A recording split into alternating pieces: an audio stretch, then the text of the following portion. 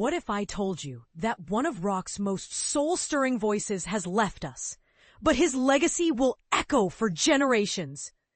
Bobby Whitlock, the visionary keyboardist and co-creator of Derek and the Dominos, passed away at 77 after a valiant fight against cancer, leaving behind a musical footprint that reshaped the blues rock landscape.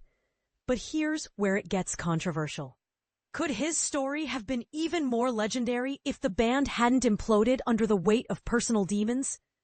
Let's dive into the life of a man who turned Southern grit into timeless melodies. Born in Memphis in 1948, Whitlock's journey began in the heart of the civil rights era.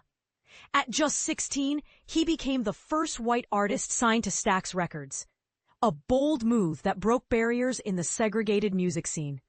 Picture a teenager from the Deep South, soaking up the raw energy of Stax's studios, learning from legends like Booker T, the MGs. This early exposure to soul and R&B would later infuse his work with a gospel-infused warmth that set him apart.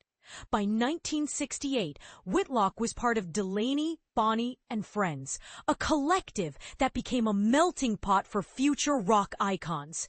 Eric Clapton, Carl Radle, and Jim Gordon all crossed paths here, and it was during this chaotic, creative era that the seeds of Derek and the Dominos were sown. But this is the part most people miss. Whitlock wasn't just a bandmate. He was a co-writer on half of Layla and Other Assorted Love Songs, the album that defined a generation. Tracks like Bell Bottom Blues and Tell the Truth wouldn't exist without his poetic touch. And let's talk about All Things Must Pass. George Harrison's masterpiece? Whitlock's fingers were on the keys, blending his Southern soul with Harrison's spiritual quest. Elton John, who opened for the band on their U.S. tour, once admitted he'd watch Whitlock like a hawk, marveling at his ability to channel Memphis into every note. But here's a twist. While the band's chemistry was electric, their downfall was just as dramatic.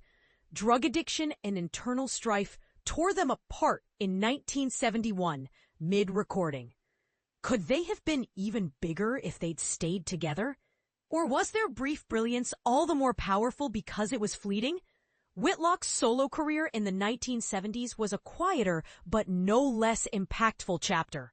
His self-titled debut featured Clapton, Radle, and even Harrison, proving that the Dominos' magic didn't vanish overnight.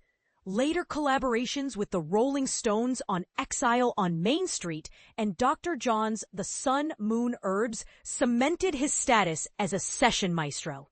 Yet, his most personal work came in the 1990s when he partnered with his wife, Coco Carmel, blending music and marriage into a lifelong symphony. In a heartfelt statement, Coco described Bobby as a man who turned life into an adventure, from painting to poetry. "I feel his hands on my face whenever I close my eyes," she said, a testament to a love as enduring as his music. He's survived by their children and a legacy that defies time.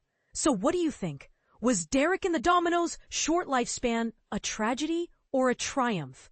Share your thoughts in the comments, because the greatest songs, like the best legacies, are meant to be debated.